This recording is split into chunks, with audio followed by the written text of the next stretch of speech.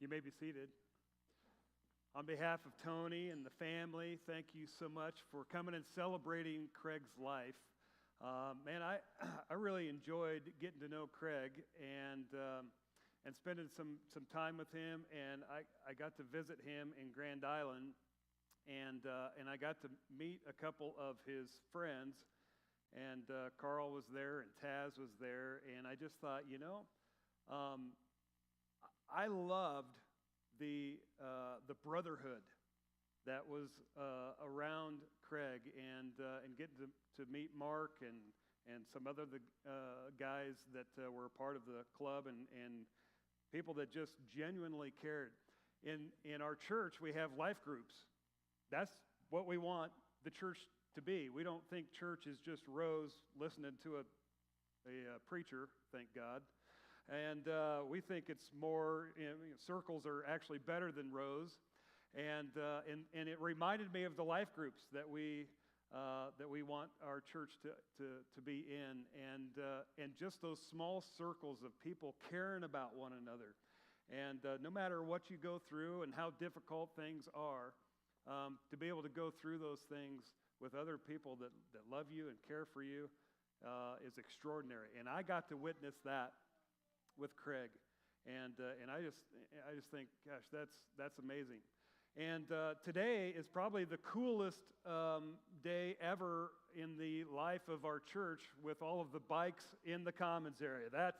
I'm like, I wish that was church every single Sunday. So if you guys want to come, I know you're coming from all over the place, but if you want to come, you can park the bikes inside if you want to. So we love that.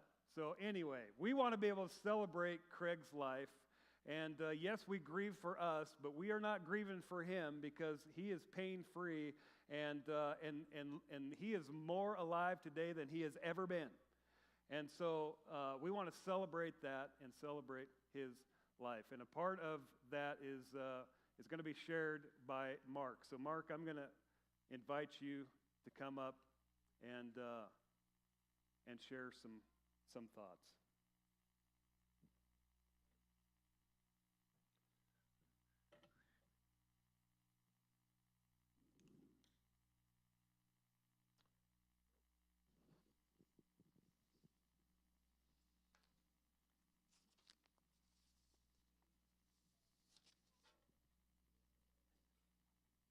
How are y'all doing?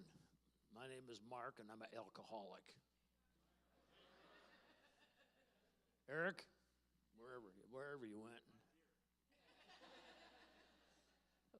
I'll bet you say that to all the girls. Thank you for doing such a wonderful job in sending off my friend. By the grace of God and the miracle of Alcoholics Anonymous, I have not found it necessary to drink, use, nor pull the trigger since May 13th of 1985.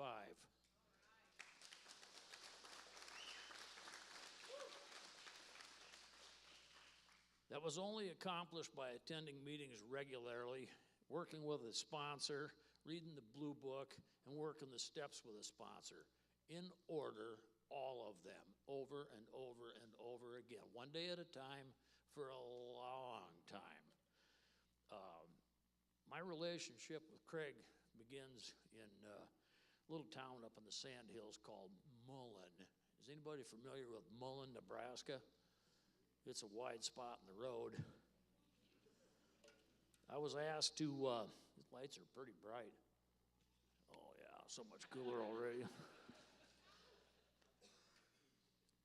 I was asked to speak at an AA reunion in North Platte about 10 years ago.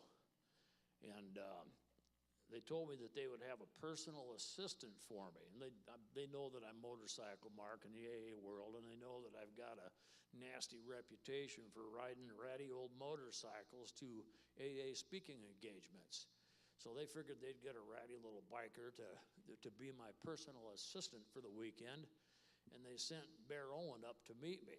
And I got his phone number, and I told him, I said, I'm coming down from Valentine to Mullen, and when I leave Mullen, I'm taking this route down to North Platte. If you come up to meet us and you take that other route, you might miss us. So don't take that other route, take this route. And I was traveling with a guy from Omaha on a panhead, and we're in this gas station cooling off and rehydrating, and I'm looking at the phone, seeing what time it is, and I'm running out of time, and we got to get out of here. I got to get checked into my room and get cleaned up and ready for tonight's speakers. We can't wait for this clown anymore. So we headed out to our bikes, and sure as the devil, as soon as we started climbing on the bikes to fire him up, here he comes from the east end of town, and we were on the west end. And he rolled up and shut the motor off, and before he even put the kickstand down, I just laid into him. Don't even begin to tell me what a badass motorcycle guy you are. You can't even follow instructions. Told you not to come up on that road. You could have missed us. And I railed on him quite a bit. In true Bear Owen fashion, he just looked at me and let me continue ranting and raving until I was almost done. And I took a breath, and he said, "Are you finished?" And that's how we met. We rode together then back to North Platte, and he couldn't believe that a motorcycle could go that slow in high gear, full throttle down a road. I was riding a 48 Indian Chief with a sidecar made out of 2 garbage cans, and I'd had the back wheel off the bike 3 times on that trip because the wheel bearing kept slipping loose, and the back wheel was wandering around on the bike. And finally, in some fancy pants golf course out in the sand hills south of Valentine, I welded that nut onto that bearing so it wouldn't come loose anymore. So, and that bike was old and tired, and I was old and tired, and the wind was howling, and he's running in 3rd or 4th gear on Lisa, and can't believe that a motorcycle can be that slow. Finally, we get to North Platte, get checked into the room, and he was kind of my go-to guy for this event. And my buddy from Omaha stayed until I spoke on Saturday night, and then he headed back to the city with some other guys on bikes who were sober that came out to support. And Bear was in a situation where he'd rather stayed with me in my room that night than go back home. And I said, "Sure, you're welcome here." So we hung out and we made big plans about the next day. I spoke that Saturday night, and after I spoke, we're making big plans of how I was going to ride back to Sioux Falls with me, and if we don't make it to Sioux Falls, we'll stop in Niobrara or someplace like that and get a room and just hole up for the night. And I'm thinking, yeah, that'd be kind of cool. You know, riding with somebody new is always exciting. And I don't know, it was probably 11:30, 12 o'clock, noon when we got out of North Platte. And I don't know how far we got, maybe 70, 75 miles. And Lisa laid down on him. The battery wasn't charging, and its headlights flickering and the ignition sputtering. And I'm riding an old derelict turd that I built myself from parts that nobody wanted on their motorcycle. And I helped him limp into a Casey's in some little town like Ord, Nebraska or something like that. And you better call a pickup truck. That thing ain't gonna make it to Niobrara. So we parted there that day. And I flogged that old sidecar bike mine all the way back to Sioux Falls. And I made the whole trip that night. I got into Sioux Falls, drove past my home AA group about 9:30 that evening. And I got home and I called him and I said, "Hey, I made it in one day. I didn't overnight in Niobrara or any other place like that." And we stayed in touch with each other for some time. And shortly after our communications on telephones, he asked me if I'd be his AA sponsor. Now, it's a challenge to sponsor a guy when you live in the same zip code with him, with some men. But I sponsor a guy that I drank with in Sioux Falls who lives in Reno, Nevada. Been sponsoring him for 32 years, something like that, a long time. And I sponsor a guy in Virginia City, Montana, Whistle Pig, you know who I'm talking about. Sponsor Julio out there, and I've been his sponsor since shortly after my wife died, and that's 18 years already. And I sponsor a guy in Sioux Falls, and I no longer live in Sioux Falls, but I know that these guys are on the right track, and they've got some sobriety behind them, that sponsoring from a distance is low maintenance. And he asked me if I would sponsor him. And I said, "You know what a sponsor is?" He said, "Well, I think so." And I said, "Let me tell you. My understanding is a sponsor is a person that you would call a friend. And a friend is somebody who knows you real well and likes you anyway. And I told him, I said, we've gotten to know each other over these months, and I feel like I know you, and I feel like I like you enough. Yeah, I'll sponsor you. And I'm not going to put my finger on your pulse. You're a big boy. You got 22 years or whatever it was. He had a number of years of sobriety. I said, you know what to do.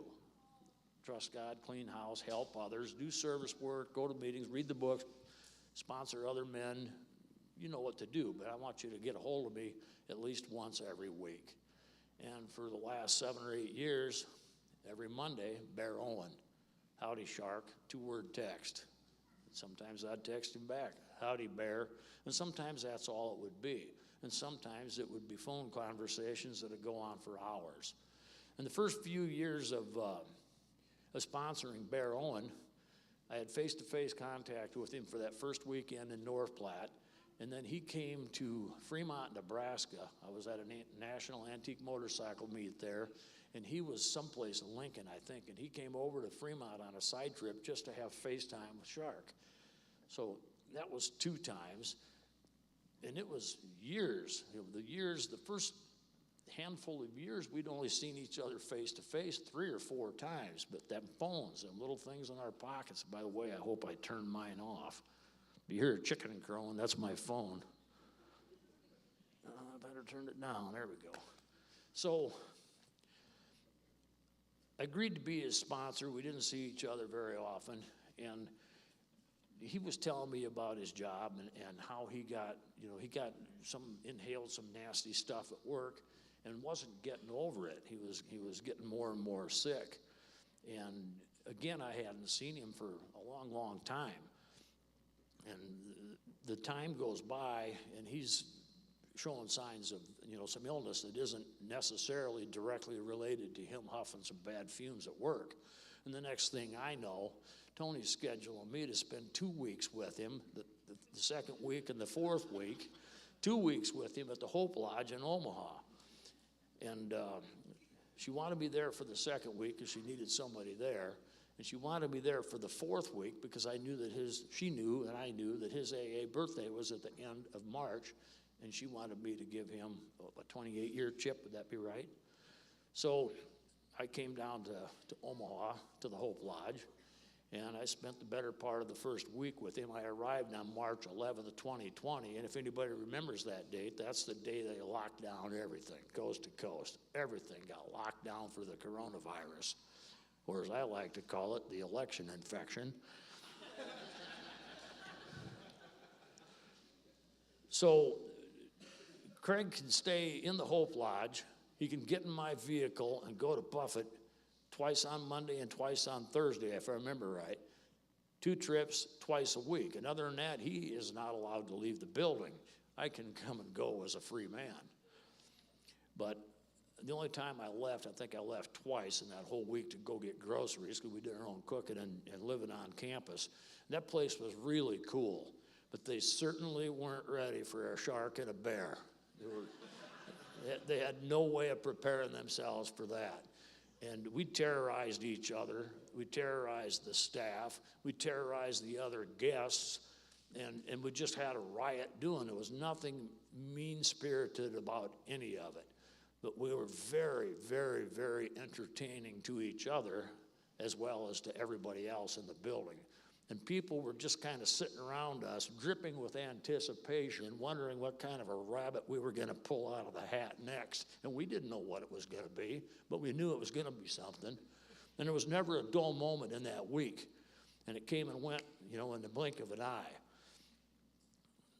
Enter Carl Wheeler, T-Rex. He comes down to spell me for the week in between.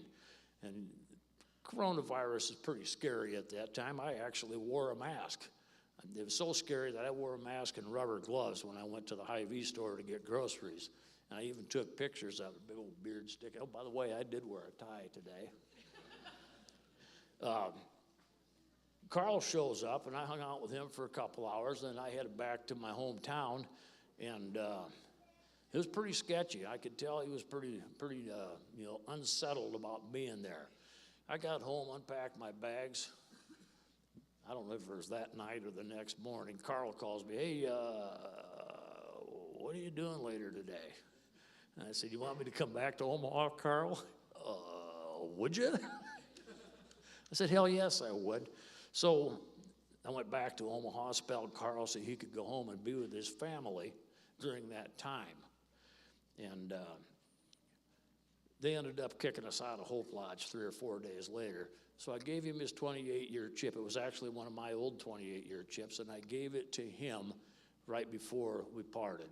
And I don't think that between Fremont, Nebraska at that swap meet and whatever year it was, and Hope Lodge, that we'd seen each other face to face, and that was at least 2 or 3 years. So the time flies by, and Bear had a great program. We had a hell of a good time in Hope Lodge, and we entertained everybody there. Everybody's time flew by. And the time keeps moving on, and in April of last year, Craig phoned me, and he was pretty sure that he wasn't going to live. He wasn't going to make another trip around the sun. In fact, he didn't think he'd make it through the summer. And that was a year ago in April, 16, 17 months ago, whatever it's been. And he's telling me how he's got this pastor who's going to do the services for him, and I want you to be a part of those services, and I know where I want my remains buried in a beautiful view overlooking this field or whatever. We talked forever. And a month later, I rode down here on an old motorcycle and rode in the Cruising with Craig benefit for Craig Owen in May of 2021. And 4 or 5 weeks before that, I didn't think he'd even be alive for that event. Yet there he is, riding that orange tricycle that I'm looking at out in the lobby.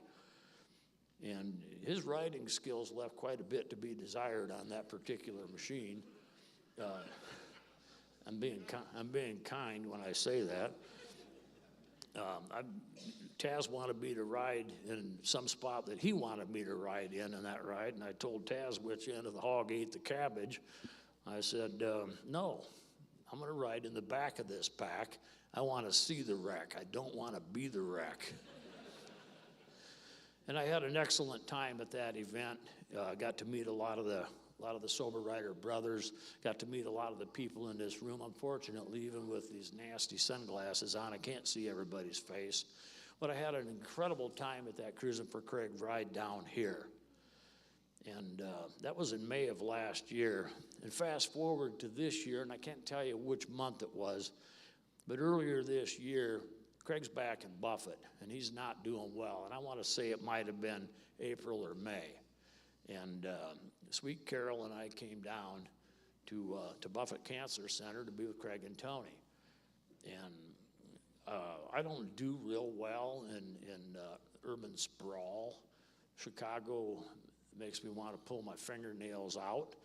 I don't do well in Omaha. I don't even do well in Sioux City. But when Omaha is under construction the way that it is on I-29 and your onboard navigational system, and again, I rock a flip phone. I'm barely housebroke. I don't know how to run onboard navigational systems, but sweet Carol does.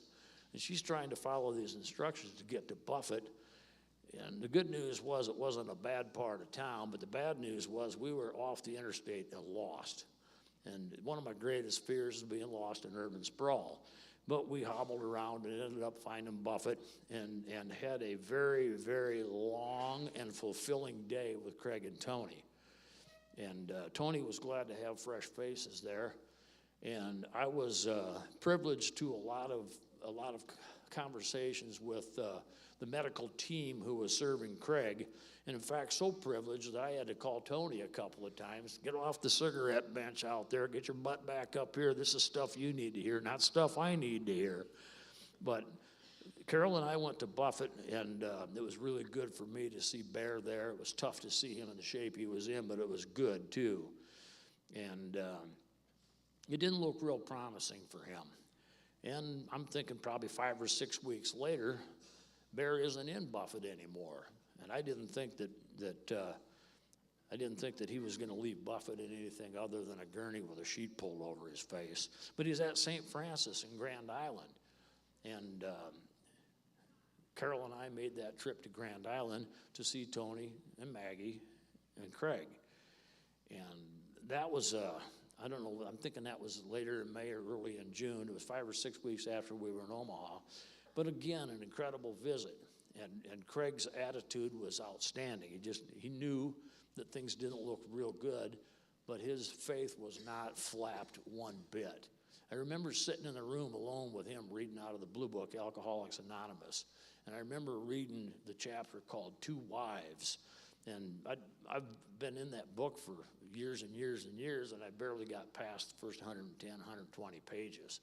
And I've never been past 164. They tell me there's stories on the other side of that page. I have no clue. I've never been there. But I do know that Craig Owen's faith was unflappable.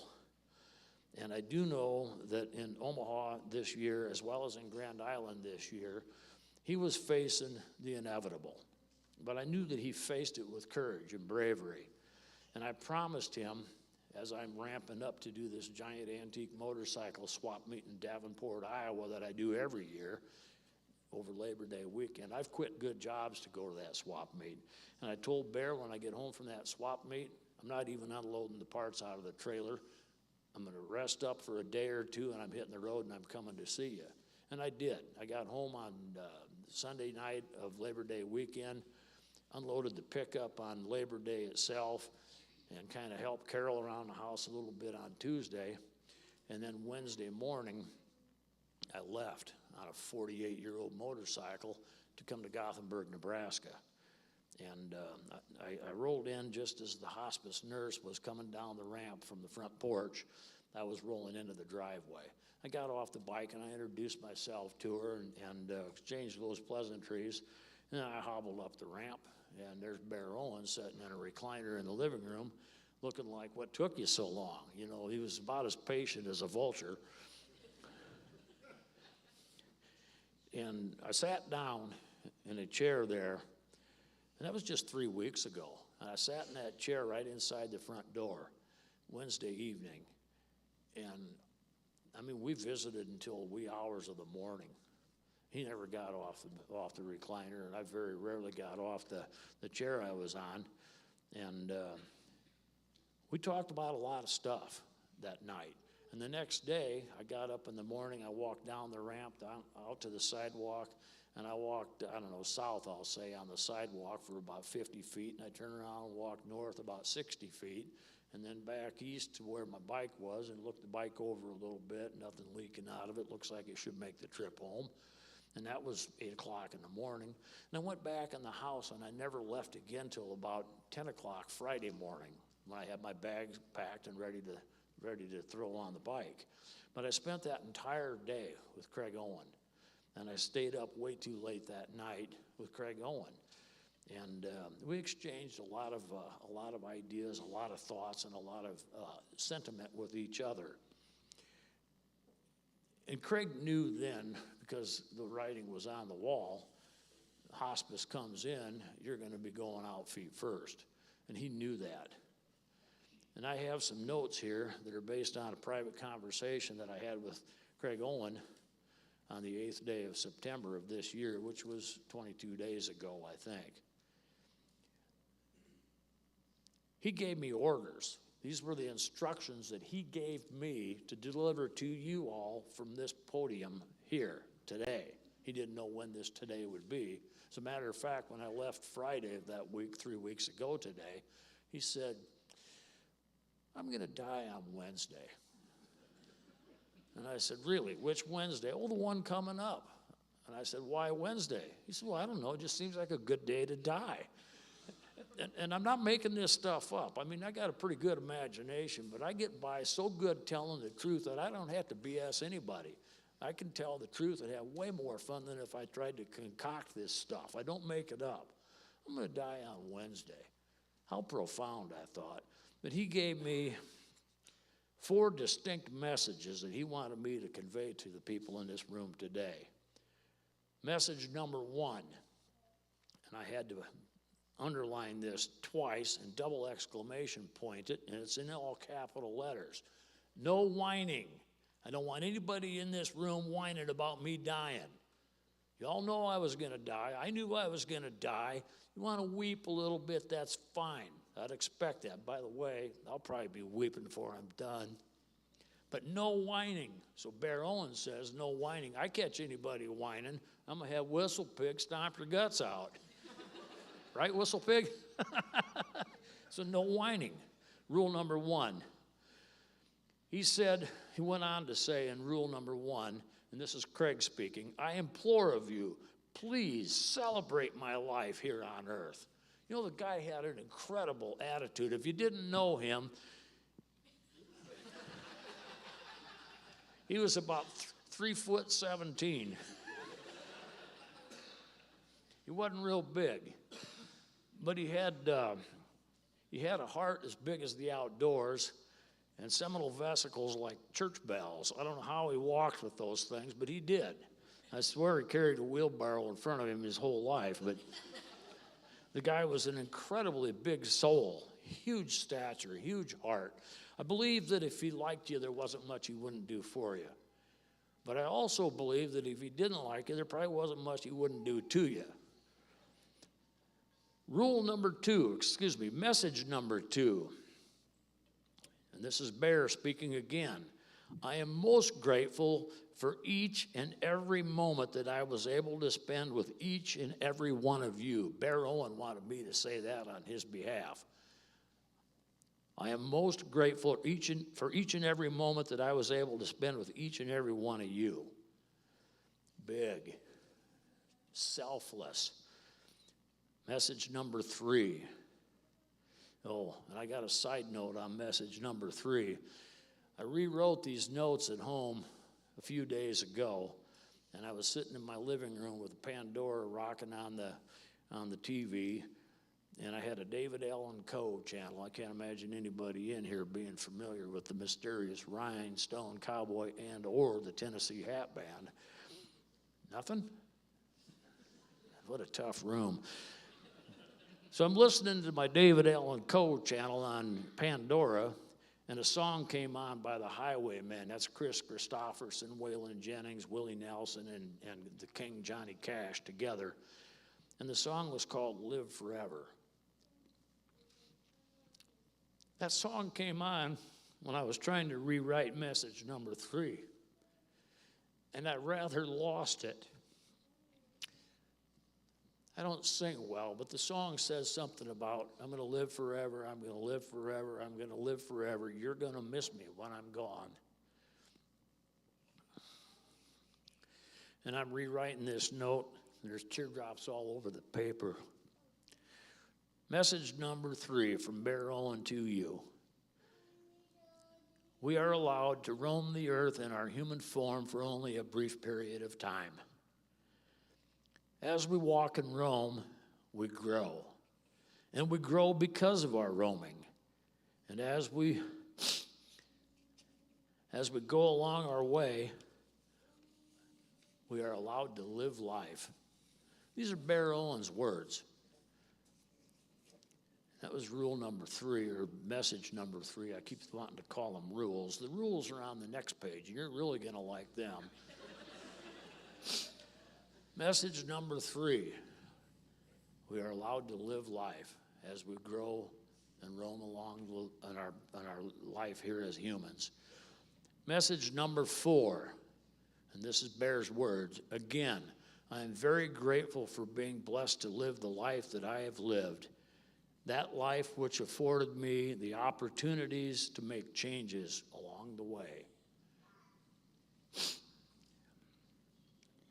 That was his words.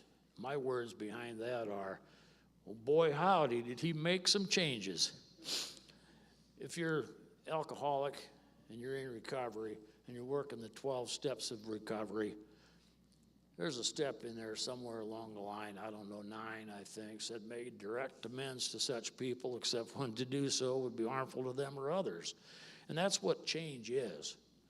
Change is an amendment to the Constitution, or an amendment to a constitutional bill is a change. It's a different version of the original version.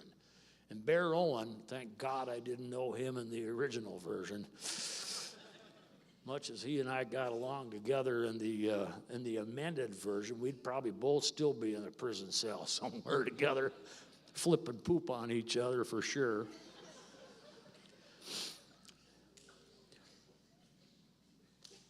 Many of us in this room can bear witness to many of the changes Bear Owen made. I was only around the guy 9 years, 10 years, and I got to see some amazing and incredible changes. But the greatest changes that I saw in this man were in the last days of his life. Hope Lodge, big changes there. Buffett, May of this year, was that one in Grand Island, St. Franks or St. Francis or something like that, more big changes.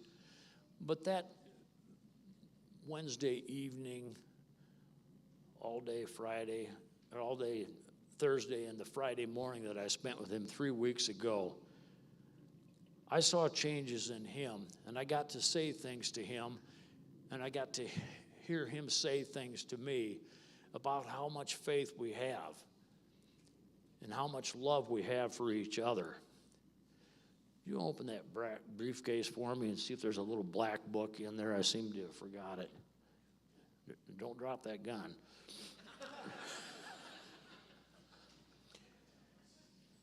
I told Bear Owen how much I loved him and how proud of him I was and how honored I was. Hey, quit looking for it. I found it. Psst. Great. It's in my pocket. You wear these hillbilly tuxedo overalls. You got so damn many pockets, you don't know where anything is.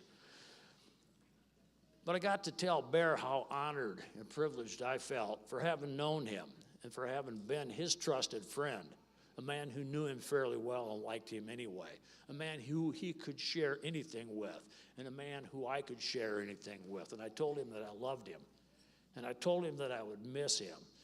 And I took a picture of him, and I shared that picture with Tony when I was coming down here yesterday. Not shared that picture with anybody.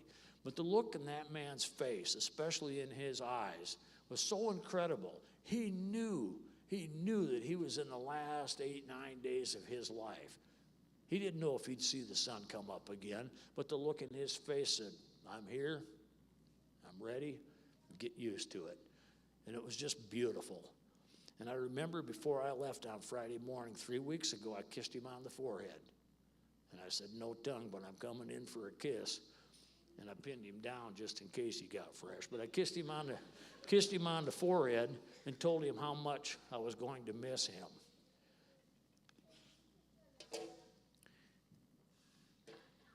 And that's why, when that song came on, it made me so weepy. The road goes on forever. You're going to miss me when I'm gone. Also on that album, it says, the road goes on forever, and the party never ends. And the party, my friends, is the celebration of Craig Owen's life. I got a couple more things that I want to share with you.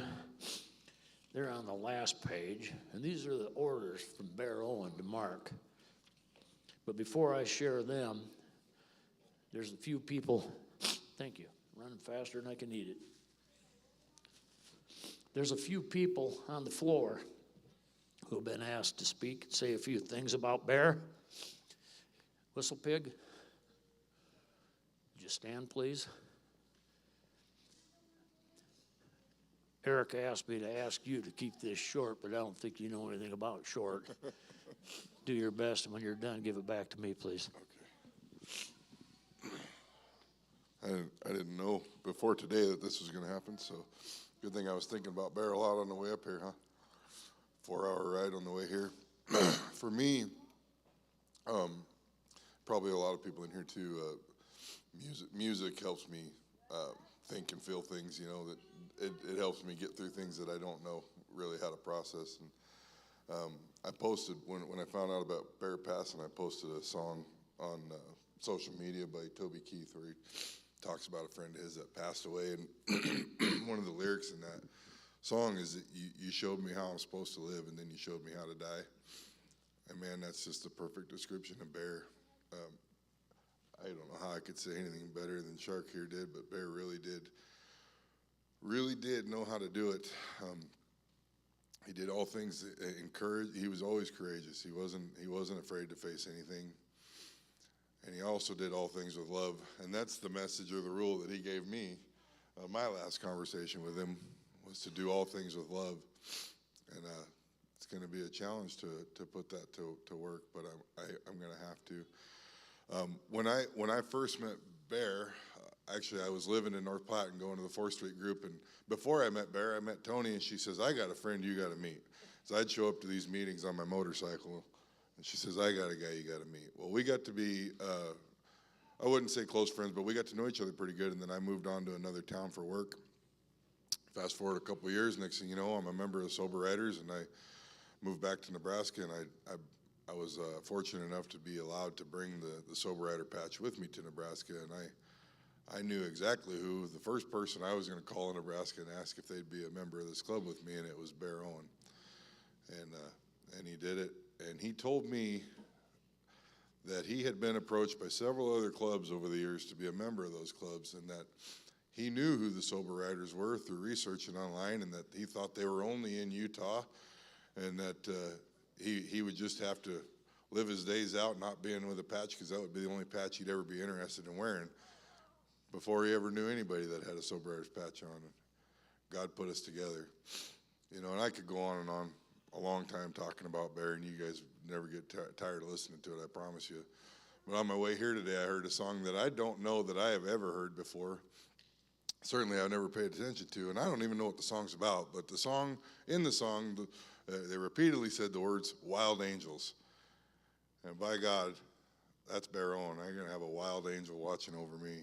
You know, that's all I got to say about Bear. Thank you, Whistle Pig. Chase, you in here somewhere? I'll bring it to you, big guy. Here. All right.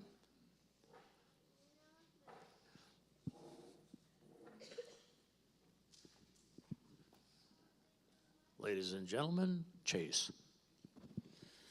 So I got a chance to really get to know Bear really well. He, I approached him about it was a little over about a year and 3 months ago to be my sponsor, and you know, in doing so, you know, there's a lot of conversations that I had with him, you know, and the one thing that he always really impressed upon me, it always stood out in all of our conversations, and especially, you know, as he was fighting all these different, you know, all these different health issues, is the amount of dignity and grace that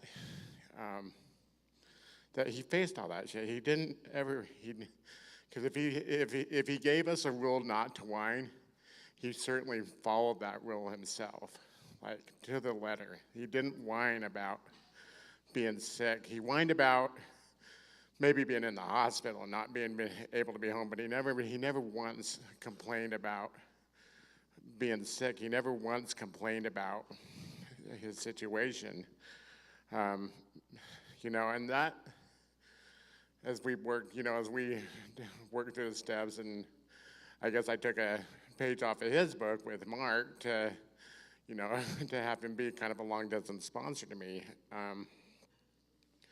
That was the biggest takeaway that I got from our conversations and getting close to him and just hearing about his life, and, you know, was that, you know, you don't have to live in the past. You know, whatever happens, happened, right? Move forward. I'm glad I didn't know Bear back in the day. I would have probably called him a real asshole.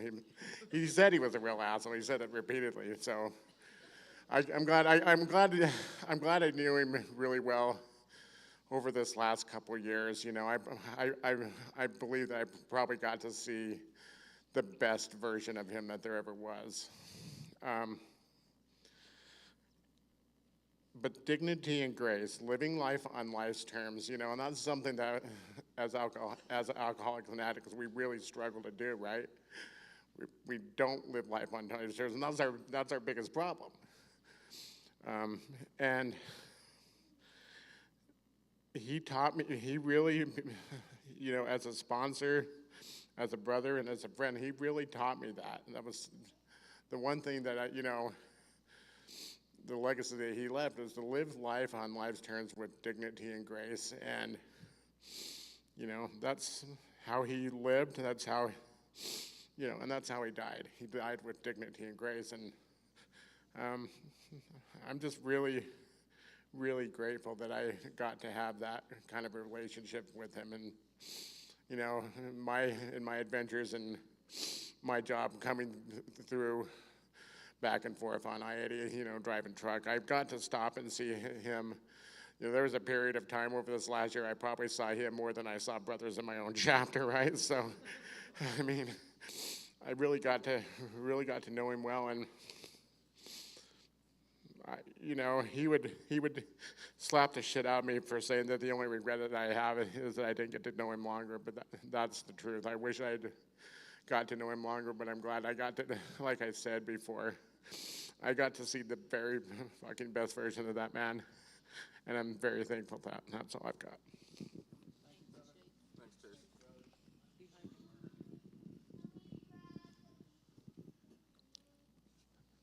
This thing is going just a little bit longer than I thought it might, but I would be remiss, and I got to stand where I can see when I ask this question.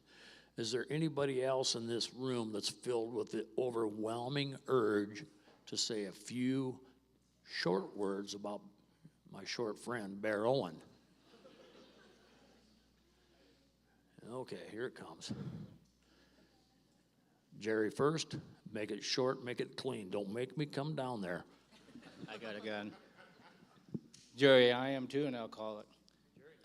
I met Greg probably 20 years ago. He had 8. I had 7. We worked the program together. I was wondering, did everybody really understand where Bear came from? He worked at Monroe's.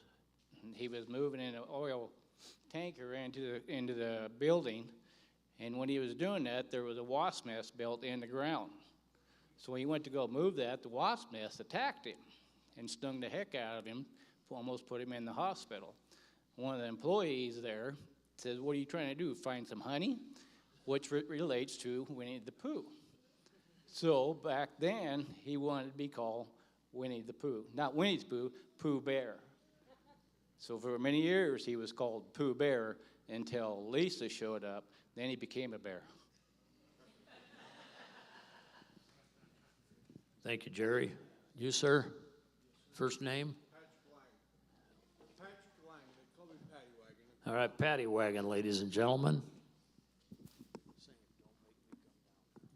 Yes, sir.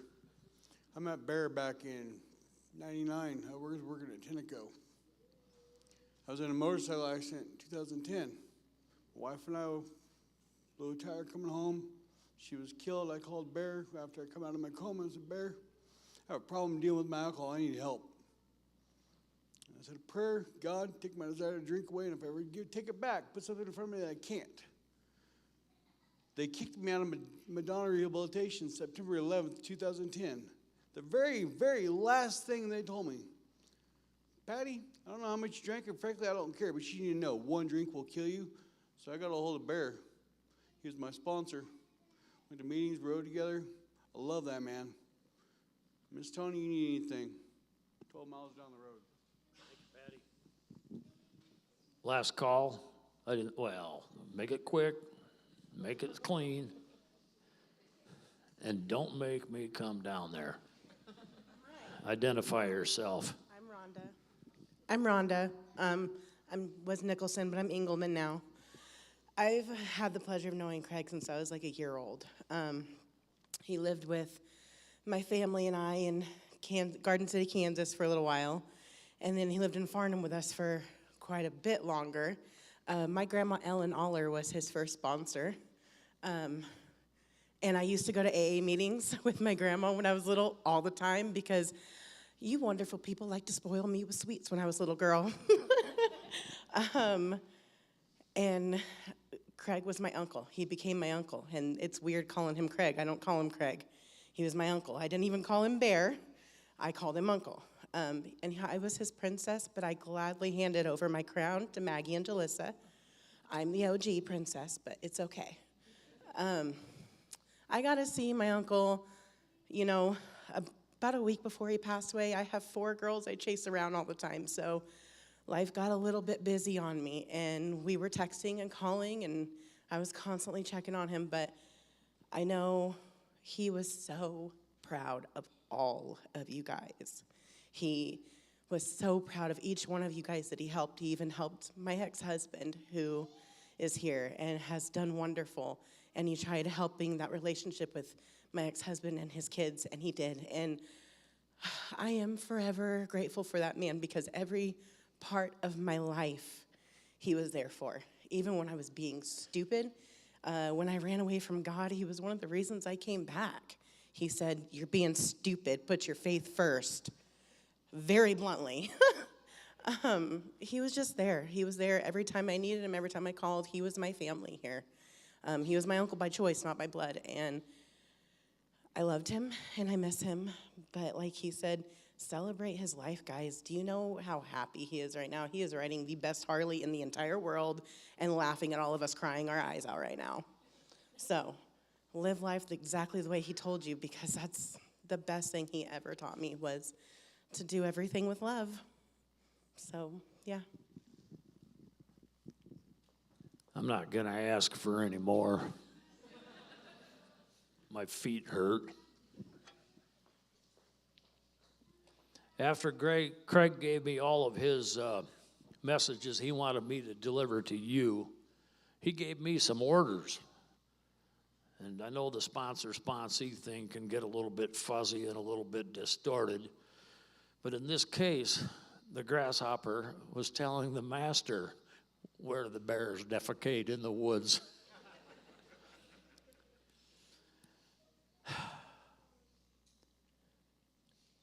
I'm sure I can read this without breaking down, but I want to tell you, again, Eric, thank you for leading this. Thank you for having us here. And thank you for loving Craig. I only wish you could have got to know him better. I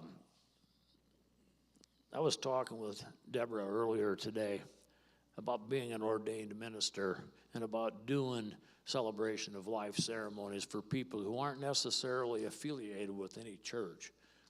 People who want somebody who is God-fearing and God-loving and God-respecting to send them off in style. And I am that person. I've done a number of memorial services and done a number of marriage ceremonies too. And I like to think, keeping it respectful, that I put the fun back in funeral.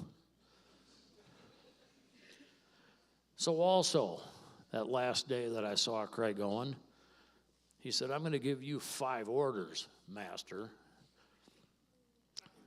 Order number 1." And he said, "I want you to live by these every single day. Every day. Number 1, I want you to stay strong." He wanted me to stay strong. I had a good visit with John this morning, rolling over to that other town and back, Lexington, I think. We did a turn and burn over there. And I was explaining to John that if you don't stay clean and sober, you don't get to make any other decisions. If you're an addict or an alcoholic and you go back to drinking or using, your choices are all going to be taken away from you. You're no longer a free person. You're a slave, and the slave is your addiction. And I tried to philosophize, impart my wisdom on the young man, if you will.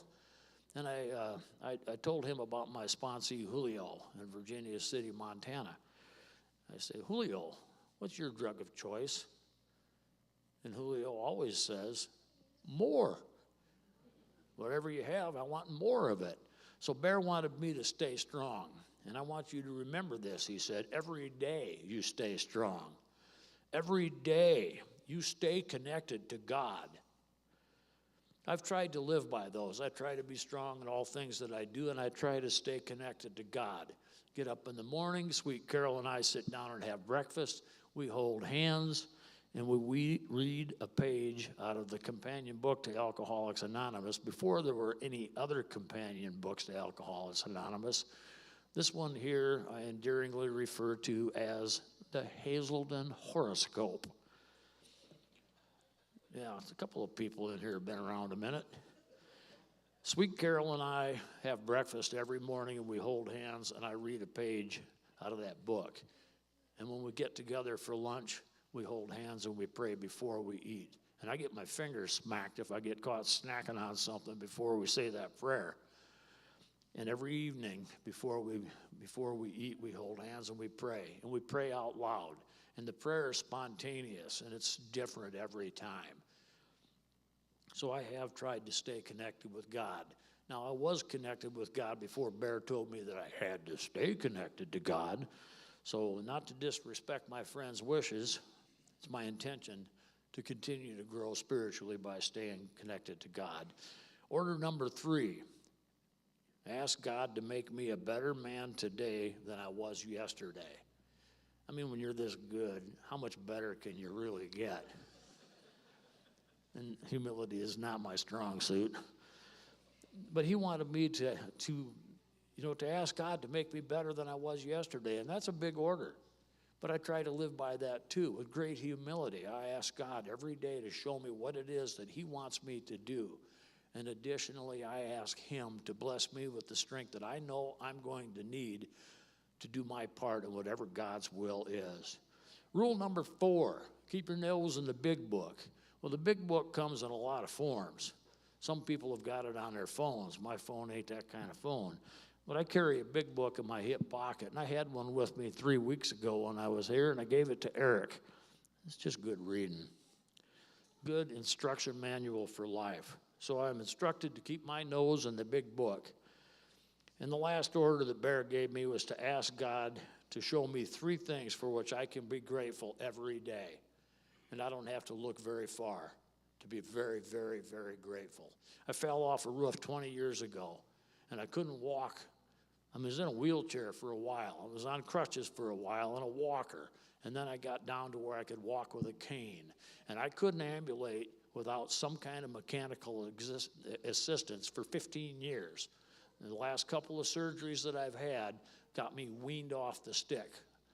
And I'm very, very, very grateful that I can stand here on my own 2 feet. Never mind the fact that they're burning and barking. Doesn't matter. Bear Owen tolerated millions of times more pain than I've ever had to tolerate. And I won't complain. No whining, no sniveling. So I'm very, very grateful for very, very many things. And being able to stand up and speak to people, I'm very grateful for that. I'm going to close with one little reading out of that little black book, but before I do, I have to make a couple of announcements. One of the announcements is if you're watching the live stream, when I'm done with that little reading, we'll have to stop the live stream because Bear wanted a song played, and it's an Ozzy Osbourne song, and nobody bothered to contact the wizard and ask him if we could play that song on the internet. So we'll have to cut the live stream while that Ozzy Osbourne tune plays. And the other announcement is that when this service is over and the bikes are all outside the building, before anybody leaves here, I've got a special surprise for y'all. So when you get all the bikes outside, everybody gather around right out in front and hang together. I've got a super surprise for y'all. And there's a few who need to know, and they are damn few. The Hazelden horoscope for September 6th was just 2 days, well, it was the day before I came down here, I believe, or 2 days before I came down here to see Bear. The meditation for the day says, and it's a quote from the Bible, the first part of it, "And this is life eternal, that we may know thee, the only true God." And that's the quote from the Bible. The rest of it says, "Learning to know God as best you can draws the eternal life nearer to you. Freed from some of the limitations of humanity, you can grow in the things that are eternal. You can strive for what is real and of eternal value. The more you try to live in the consciousness of the unseen world," this is big, "the more you try to live in the consciousness of the unseen world, the gentler will be your passing into it when that time comes for you to go. This life on earth should be largely a preparation for the eternal life to come. I would drop the mic, but I don't own the mic.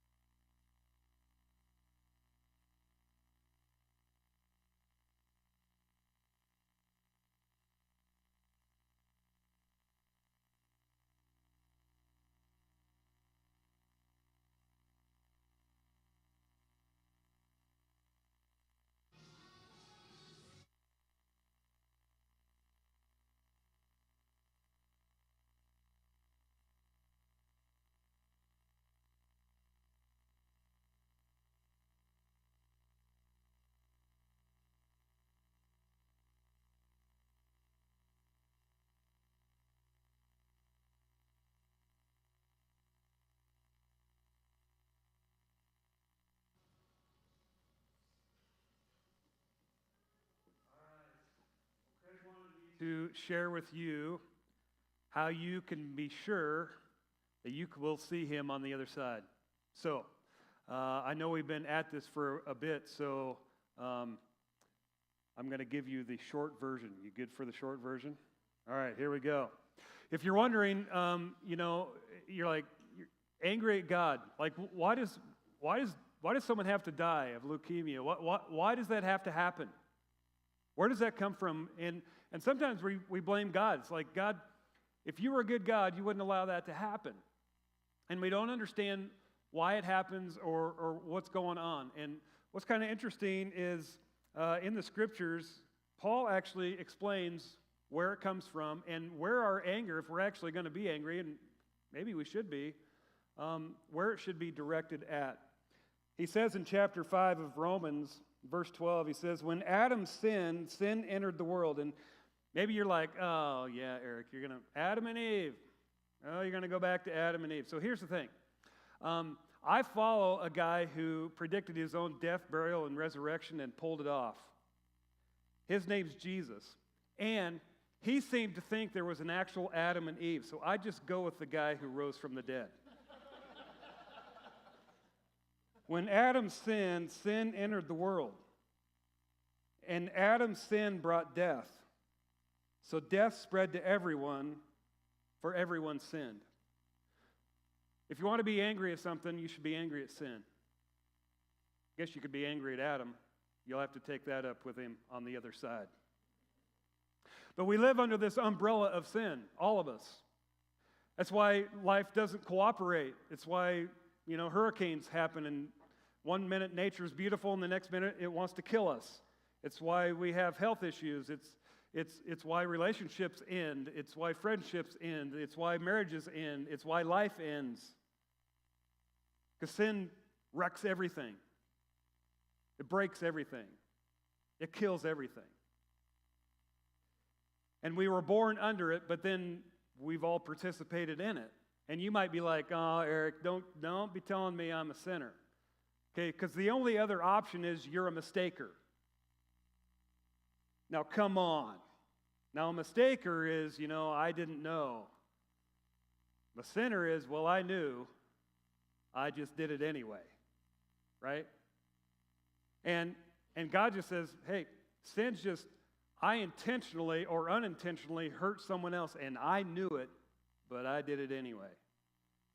And so the thing is sin breaks the standard, and it breaks our relationship with God. Every relationship has a standard. I don't know if you've ever thought about this. Have you ever had a friendship that ended? You ever had a relationship that ended? Why did it end? You may not have even thought about this, but it probably ended. In every situation, it ended because there was a standard, and one of the persons they continued to not meet the standard. And even in marriage is a great, place where we understand, a standard. It's why we get up and we actually promise, I promise to be faithful. Now, you're hoping your spouse will be faithful. You're hoping your spouse will be honest. Those are standards. Now, we may not have talked about them on the front end, but it's kind of an unspoken, hey, I'm kind of hoping you're going to be, integral. I'm kind of hoping you're going to meet the standard. And every married guy understands, if he didn't understand the standard on the front end of marriage, he understands it after. Right, guys? And the ladies. But we understand there's a standard. And when you don't meet the standard, the relationship's not right. It's not good. It's broken. And that's exactly what happens with us and God. That's what sin does with us and God. Now, the standard, here's the bad part. The standard for God is holiness, perfection, no blemish. So once you break the standard, you're out. And guess what? That's all of us. We're all up a creek without a paddle. And here's where, we're kind of like, so how do we, and maybe you never thought of this, you're kind of thinking, man, I really had a bad night Saturday night. Maybe I should go to church and make up for that. Make up for what? What are you trying to do? I'm trying to somehow, maybe I could be good enough. Maybe if I went to church enough, maybe if I did enough good things, somehow or another I could what? Meet the standard. I don't know how to meet the standard for sure. I'm not sure how to get to the standard for sure. But maybe if I did this and this and this and this, maybe God would say, okay, that's close enough to the standard. Maybe you didn't think about it that way, but that's actually what you're doing, and that's what we're doing, right? But you can't be extra perfect to make up for being imperfect. There's no extra holiness to make up for unholiness. So, there's got to be a way, if we're going to meet Craig on the other side, there's got to be a way that we could meet the standard without us meeting the standard. Well, I got good news for you. Romans chapter 3, verse 21. But now God has shown us a way to be made right with Him without keeping the requirements of the law. Ooh. Okay, I'm interested. You're telling me there's a way to meet the standard without meeting the standard? Yes. Well, how do we do that, Paul? Verse 22. We are made right with God by placing our faith in Jesus Christ. We are made right with God by placing our faith in Jesus Christ, putting all of your confidence in Him, putting all of your weight on Him. Right now, all of you that are seated, you have 100% confidence that that chair is going to hold you up. That's faith. You are all exercising faith right now in your chair. That's what he's talking about. And you can't earn it. You can't do anything for it. All you do is believe and receive it. I believe that Jesus is who He said He was, and He'll do everything He's promised to do. That's faith. But now God has shown us a way to be made right with Him without keeping the requirements of the law. We are made right with God by placing our faith in Jesus Christ. And this is true for everyone who believes, no matter who we are, no matter who you are. If you feel like, man, I've done so many bad things, there's no way in the world I could ever make up for it. Well, you're right. And maybe you're in a place where you're going, I haven't done too many bad things. Maybe I could make up for it. You're wrong. All of us are in the same boat. It doesn't matter what your last name is. Doesn't matter how many bad things. Doesn't matter what's in your closet. No matter who we are, no matter what your last name is, how much money you have in the bank, how many times you've been to church. We're all in the same boat. Verse 23, for everyone has sinned. We all fall short of God's glorious, there's our word, standard. We all fall short of it. Yet God, with undeserved kindness, grace, undeserved kindness, yet God, with undeserved kindness, declares that we are righteous. There's the standard. God just declared it. Well, God, you can't just declare that I'm righteous because I'm not. How can you just declare that I meet the standard when everybody knows I don't meet the standard? Just ask my wife. I don't meet the standard.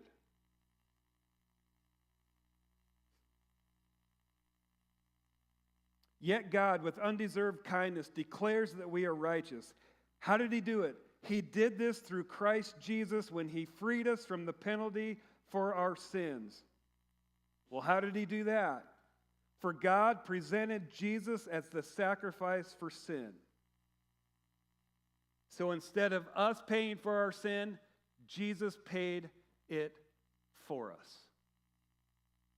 And Jesus is the only one who met the standard, who was holy, without sin, and He laid His life down for every single one of us.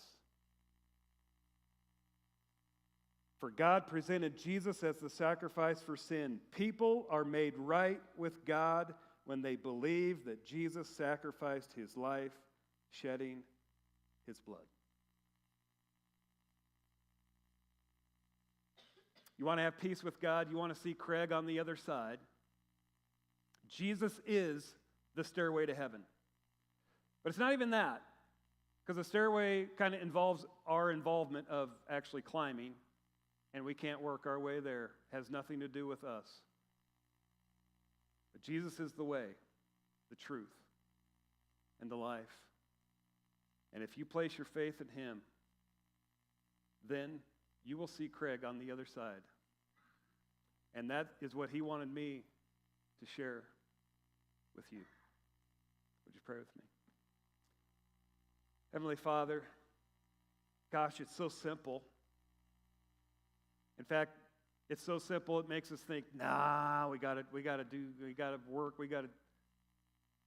Some of us in this room may feel like we're so far removed that we just think we're just going to end up in hell, so we don't think there's any chance.